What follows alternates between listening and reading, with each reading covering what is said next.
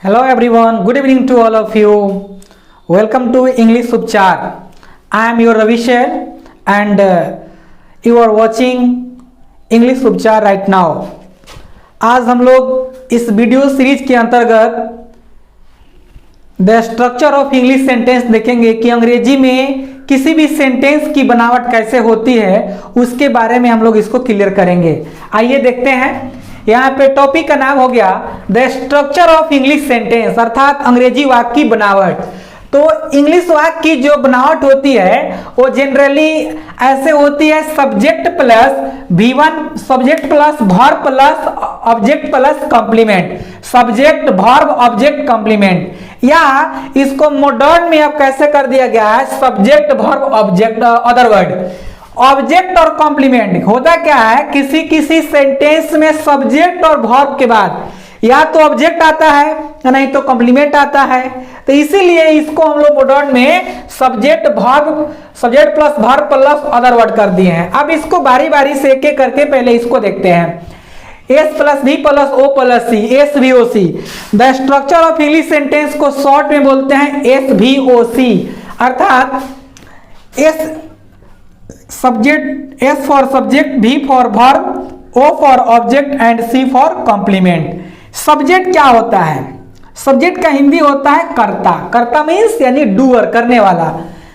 Verb, verb क्या होता है? एक्शन वर्ड होता है, जो भी एक्शन वर्ड होता है वो वर्ब होता है। ऑब्जेक्ट क्या?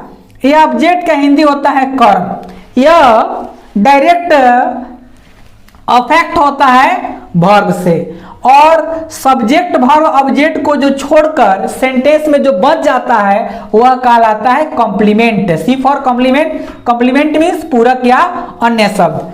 आइए कुछ एग्जांपल्स के माध्यम से समझते हैं। यहां पे लिखा हुआ है ही इट्स मीट, वह मांस खाता है।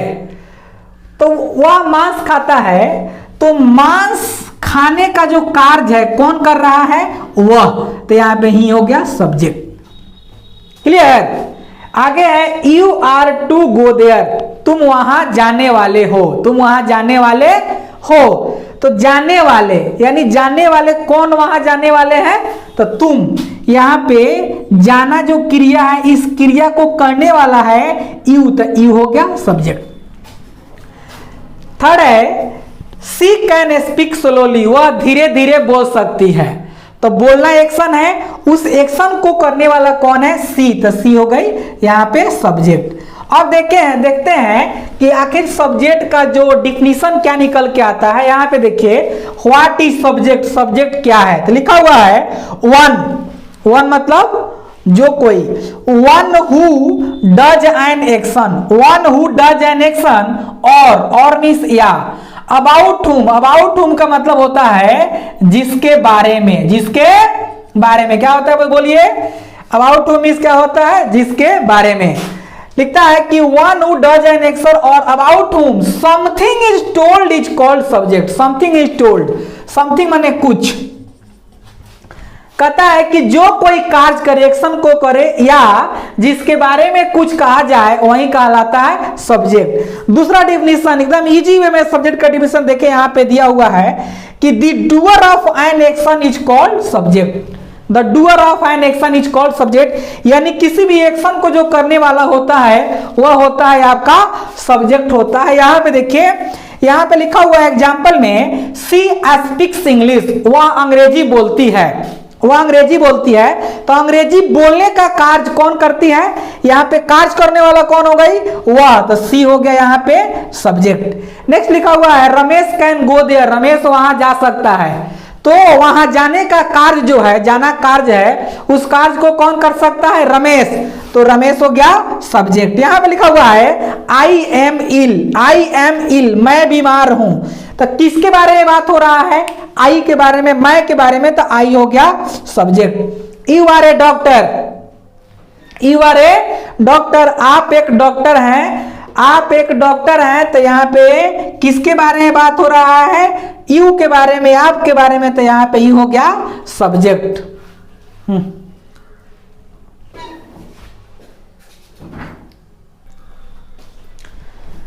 आगे देखते हैं सब्जेक्ट से रिलेटेड कुछ यहाँ पे टॉपिक्स हैं, कुछ पॉइंट्स है, उसको देखते हैं, नोट करके देखते हैं। नोट पॉइंट ए में देखते हैं, लिखा हुआ है सब्जेक्ट को ढूंढने के लिए हिंदी में कौन या किसने तथा अंग्रेजी में हु का प्रयोग कर प्रश्न पूछने पर जो शब्द उत्तर आता है, यानी जो शब्द उत्तर में आता है वह सब्जेक्ट होता है। जैसे एग्जांपल देखिए, वह खेलता है, तो कौन खेलता है, तो वह। तो यहाँ पे कौन शब्द का प्रयोग करके क्वेश्चन पूछने पर आंसर वह आ रहा है, तो यही वह हो गया सब्जेक्ट। वह लड़की बीमार है, कौन बीमार है, तो वह लड़की। तो यह कौन शब्द का प्रयोग करके प्रश्न पूछने पर आंसर आ रहा है, वह लड़की, तो यहाँ पे हो गया सब्जेक्ट। Any problem? तो इस तरह से हम कह सकते हैं कि किसी वाक्य के सब्जेक्ट को ढूंढने के लिए हिंदी में कौन है किसने तथा अंग्रेजी में हु शब्द का प्रयोग करके प्रश्न पूछते हैं, जो उत्तर में आता है वो स्वेट कहलाता है। नोट पॉइंट बी में लिखा हुआ है जनरली किसी वाक्य का सब्जेक्ट कोई नाउन या प्रोनाउन होता है। किसी भी वाक्य का सब्जेक्ट जनरली जो होता है या तो वह नाउन होता है, नहीं तो प्रोनाउन होता है। आगे है नोट पॉइंट सी में कि किसी वाक्य का सब्जेक्ट एक या एक से अधिक शब्द का भी हो सकता है।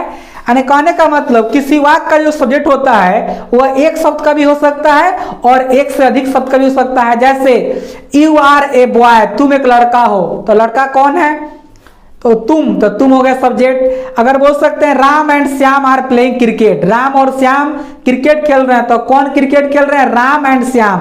तो यहाँ पे सब्जेक्ट दो है, राम एंड श्याम। तो कहने का मतलब यही है कि किसी वाक्य का सब्जेक्ट एक से अधिक शब्द का हो सकता है। डी है लिखा हुआ है नाउन के इक्विवेलेंट्स।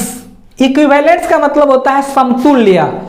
नाउन के इक्विवेलेंट्स का मतलब होता है समतुल्य। समतुल्य मतलब जो उसके समक्ष, उसके समान काम करे, जो नाउन का काम करे, जैसे infinitive, gerund, phrase, clause, etc..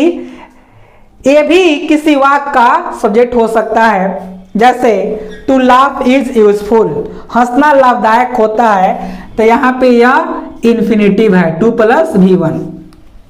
Walking is good for health, टहलना स्वास्थ्य के लिए अच्छा होता है, तो यहाँ पे वॉकिंग हो गया आपका जिरंड, तो यहाँ पे सब्जेक्ट का काम कर रहा है।